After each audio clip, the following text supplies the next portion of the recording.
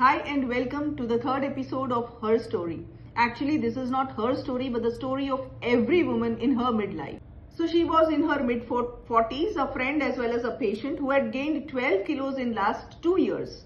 She was regular with her exercise routine, she was mindful in her diet, and still her body was putting on weight. She tried crash dieting, she tried raving up her exercise, she lost a few kilos but regained them. She was frustrated and felt like her body was betraying her. So when she came to me, we evaluated her with her diet, her exercise schedule, her lifestyle, as well as her lab reports. Her exercise routine consisted of walking, going to the society gym, doing treadmill, cross training or cycling. She also attended various dance classes and Garba classes and did a lot of household work. That was her activity schedule, to which we added strength training. We asked her to add at least 2 to 3 sessions of weight training per week to her exercise schedule. Analyzing her diet, we saw that she was mindful of the fat content in her diet. However, it was predominantly carbohydrate diet, which was irregularly taken.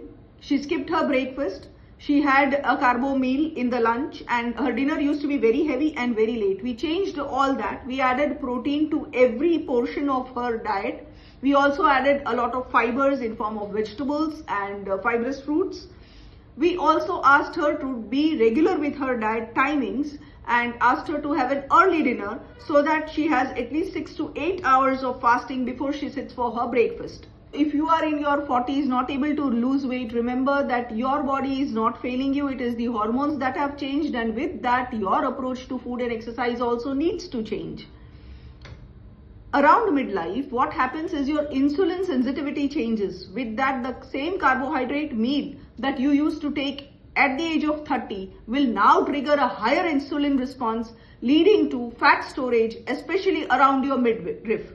And so you have to cut down on your carbohydrates, learn to eat more proteins and more vegetables in your diet.